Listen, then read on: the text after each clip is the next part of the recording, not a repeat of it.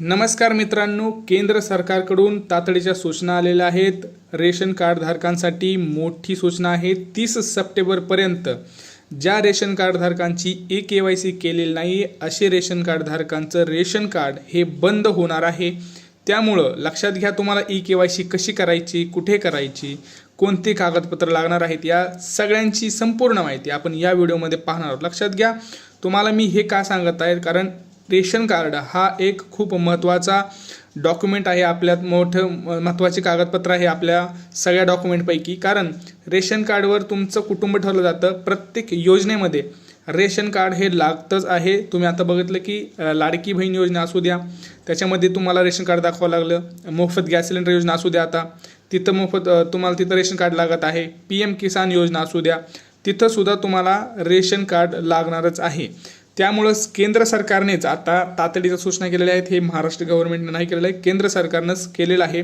वरूनच सूचना आलेल्या आहेत की 30 सप्टेंबरपर्यंत ज्या रेशन कार्ड धारकांचं रेशन कार्ड ई-केवायसी नाही केलेलं अशांचं सगळ्यांचं रेशन कार्ड हे बंद होणार आहे, असं लक्षात घ्या।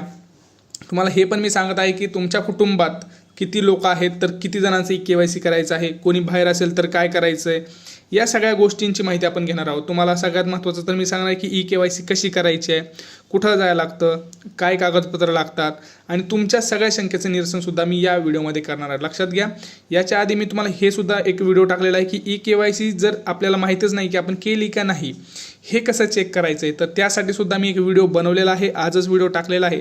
तर हा व्हिडिओ झाल्यानंतर तो सुद्धा व्हिडिओ बघा, किंवा तो व्हिडिओ पाहिल्यानंतर हा व्हिडिओ पहा। हे दोन व्हिडिओ जर तुम्ही पाहिले तर तुम्हाला दुसरीकडे कुठं जायची गरज नाही। या दोन व्हिडिओमध्ये तुमच्या सगळ्या शंकेचं हे निरसन होणार आहे। या दोन व्हिडिओमध्ये तुमचे जे काही मनातले प्रश्न असतील ते तुमचे इथं क्लिअर होणार आहेत। आणि त्यातून जरी तुम्हाला एखादा प्रश्न आलाच की बाबा हे कसं करायचं, ते कसं करायचं, तर त्या संदर्भात सुद्धा तुम्ही मला कमेंट सेक्शनमध्ये प्रश्न विचारू शकता। त्याचं उत्तर मी लगेच देण्याचा प्रयत्न करेन, कारण रेशन कार्ड हे खूप महत्त्वाचं आहे मित्रांनो। रेशन कार्ड कोणाचंच बंद होऊ नये असं मला वाटतं। त्यामुळं मी या व्हिडिओवरती जास्तीत जास्त प्रतिसाद उत्तर देण्याचा प्रयत्न करेन। तुमचे जे काही KYC रिलेटेड क्वेश्चन्स असतील किंवा रेशन कार्ड संबंधित काही प्रश्न असतील तर त्याच्यावरती लगेच प्रश्न मी उत्तर देण्याचा प्रयत्न करेन। तर चला बघूया आता आपण नेमकं ही काय बाब आहे।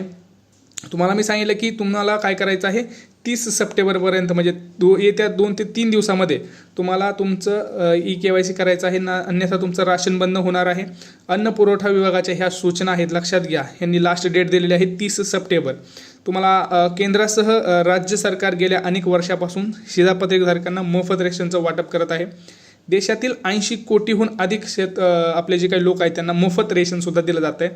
त्यामुळं शिधापत्रिकाचं सरकारने ई-केवायसी करणं बंधनकारक केलेलं आहे। मी तुम्हाला आधी पण सांगितलं होतं, लक्षात घ्या। आता सगळ्यात महत्त्वाची बातमी आहे, व्हिडिओ संपूर्ण बघा, व्हिडिओ सोडून जाऊ नका। डिटेल्ड माहिती देणार आहे, थोडा व्हिडिओ लांब होईल पण व्हिडिओ बघा। 10 मिनटं जर दिले तर तुमचे खूप सारे प्रश्न सुटून जातील। रेशन कार्ड आजही भारतात तुम्हाला माहिती आहे की लाखो लोक हे ज्यांना 2 वेळचं अन्न मिळत नाही त्यासाठी काबड कष्ट करून आपल्या कुटुंबाचं उदरनिर्वाह करतात। कोविडच्या महामारीनंतर लोकांना अन्नासाठी जगडावं लागत होतं। त्यानंतर केंद्र सरकारनं, राज्य सरकारनं देशभरातील 80 कोटींहूनही अधिक लोकांना मोफत राशन देण्याची योजना आणली। या सूचनेवर शिधापत्रिकाद्वारे रेशन मिळवण्यासाठी रेशन कार्ड धारकांना ई-केवायसी करावा लागणार आहे। या सूचना अन्न पुरवठा विभागानं दिलेल्या आहेत। आता ई-केवायसी ज्यांचं झालेलं नाही त्यानंतर त्यांना रेशन मिळण्यात अडचण येऊ शकतं, त्यामुळं ई-केवायसी करावीच लागणार आहे। या संबंधित आपण आता माहिती घेणार आहोत। लक्षात घ्या, शेवटची तारीख मी सांगतो तुम्हाला, अन्न पुरवठा विभागानं रेशन कार्ड KYC करण्याची शेवटची जी तारीख आहे, यापूर्वी 30 जून ही निश्चित केली होती, तुम्हाला माहिती आहे 30 जून होती पहिली। परंतु त्यांना असं लक्षात आलं की आतापर्यंत काय होऊ शकत नाही, तर जुलै, ऑगस्ट आणि सप्टेंबर आपण 3 महिन्याचा कालावधी देऊ। तर ते राहिलेल्या या 3 महिन्यामध्ये तुम्हाला इथं KYC करायची होती। आता ज्यांनी केली आहे त्यांच्यासाठी मी व्हिडिओ टाकला आहे की स्टेटस कसं चेक करायचं ई-केवायसीचं, आणि ज्यांनी नाही केले तर त्यांच्यासाठी मी आता सांगणार आहे की ई-केवायसी कशी करायची आणि कुठे करायची आहे। तर त्यानंतर अन्न पुरवठा विभागानं 30 सप्टेंबरपर्यंत त्याची तारीख वाढवली होती। त्यामुळं आताही तुमच्या रेशन कार्डची KYC 30 सप्टेंबरपर्यंत पूर्वी हे तुम्ही करूही शकता। लक्षात घ्यायचं, तुम्हाला लक्षात आलं। आता प्रक्रिया बघा, आता तुम्हाला सांगतो मी ह्याची प्रक्रिया काय, ई-केवायसी करण्याची प्रक्रिया। तुमच्या रेशन कार्डासाठी ई-केवायसी करण्याची प्रक्रिया खूप सोपी आहे, मी तुम्हाला आधीही सांगतो आणि आता सांगतोही तुम्हाला। तुम्ही त्याच रेशन दुकानात किंवा राज्यातील इतर कोणत्याही रेशन दुकानात जाऊन ई-केवायसी करू शकता। तुम्हाला ई-केवायसी करण्यासाठी कुठं जायचं आहे? रेशन दुकानात जायचं आहे.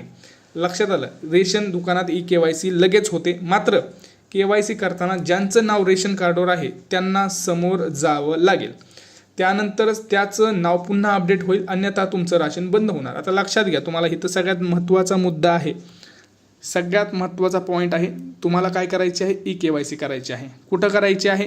ती करायची आहे रेशन दुकानात जाऊन. तुम्ही ज्या रेशन दुकानात जाता, रेशन घेता, त्या रेशन दुकानात तुम्हाला जायचं आहे. त्यांना म्हणायचं दादा आमचं KYC करायचं आहे. 30 तारीख ही लास्ट सरकारनेच दिलेली आहे, हे त्यांनाही माहिती आहे. जरी ते नाही म्हणत असतील तरी हो, हीच तारीख आहे. त्यांना 30 तारखेच्या नंतर KYC बंद होणार आहे. लक्षात घ्या, स्वतः केंद्र सरकारने हे सांगितलेलं आहे. आणि त्यांची KYC झाल्यानंतर लक्षात घ्या, KYC कुठं करायची? Ration card. तिथे जायचं आहे तुम्हाला. काय काय सांगतो तुम्हाला. ज्यांच्या नावावर रेशन कार्ड आहे, आता सगळ्यांची तुमच्या कुटुंबात समजा 5 व्यक्ती आहेत, 5ची जण, 5चे सदस्य तुमच्या कुटुंबातली ज्यांचं त्या रेशन कार्डवरती नाव आहे, किंवा तुम्हाला नवीनसुद्धा ॲड करायचं असेल तर त्यांनासुद्धा घेऊन जाऊ शकता. आणि तिथं जाऊन तुम्ही त्यांना सोबत न्यायचं आहे. जर तुम्ही त्यांना सोबत नाही नेलं तर त्या सदस्याचं नाव तुमच्या रेशन कार्डमधून कट होणार आहे. लक्षात आलं?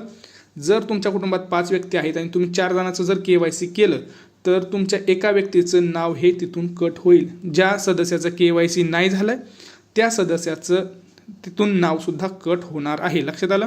त्यामुळं हे ज्यावेळेस KYCला जात आहे त्यावेळेस सहकुटुंब जायचं, हे लक्षात घ्यायचं आहे. आलं लक्षात? प्रक्रिया काय आहे? कागदपत्रावर भर देऊया. आता आपण कोणती कागदपत्र लागणार आहेत हे लक्षात घ्या.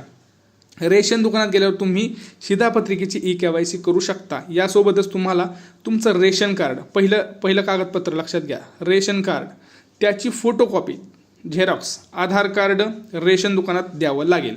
लक्षात घ्या, 3 गोष्टी तुम्हाला घेऊन जायच्या आहेत. रेशन कार्ड ओरिजिनल, त्याचे झेरॉक्स आणि आधार कार्डची ओरिजिनल आणि त्याचे झेरॉक्स, अशी 4 वस्तू घेऊन जावा.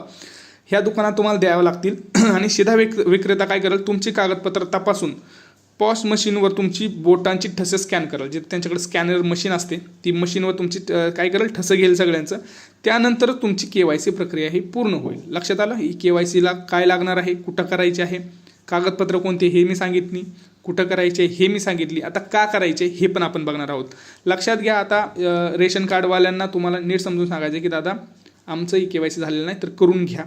1-2 दिवस तिथं द्या, कारण KYC झाल्याशिवाय तुम्हाला पुढे कुठलीच योजना मिळणार नाही आहे. लक्षात घ्या. माझ्या लाडक्या भावांना सुद्धा विनंती आहे, बहिणींना सुद्धा विनंती आहे, जो कोणी व्हिडिओ बघत असेल त्यांनी व्हिडिओ हा सुद्धा शेअर करा भरपूर लोकांबरोबर. हा खूप महत्त्वाचा व्हिडिओ आहे. आता मी तुम्हाला अजून काही यातल्या महत्त्वाच्या गोष्टी सांगणार आहे. लक्षात घ्या, KYC करण्याचं कारण काय? लक्षात घ्या, कारण कोविड महामारीत 4 वर्षाहून अधिक काळ लोटला आहे आणि या काळात कुटुंब सदस्यांची नावं शिधापत्रिकेवर नोंदवली गेली होती. त्यापैकी काहींचं निधन झालं, मात्र मृत्यूनंतरही त्यांच्या नावावर रेशन घेतलं जात असल्यानं सरकारवर अतिरिक्त बोजा पडत आहे. त्यामुळे केवळ मृत सदस्यांची नावं काढण्यासाठी KYC केलं जात आहे. लक्षात घ्या, बोगस जे रेशन म्हणतो आपण, की रेशन दुकानदाराला माहिती आहे की यांच्या घरातलं हे नाही आहे तरी पण त्याच्या नावावरती आहे, तर काही बोगस रेशनसुद्धा दुकानदारसुद्धा ते करतात. तुम्हाला माहिती आहे सगळ्या गोष्टी, सांगायची काही गरज नाही. तर ह्या गोष्टी सगळ्या काळा पैसा किंवा काळा बाजार होण्यासाठी ते लांबवलं, ते KYC करणं गरजेचं आहे. रेशन कार्डना ज्यांचं आहे त्यांचं KYC करा. लक्षात घ्या, जर तुम्हाला ते KYC नाही केलं तर तुमचं सगळं बंद होऊन जाईल, कुठलीही योजना तुम्हाला लागू होणार नाही आहे.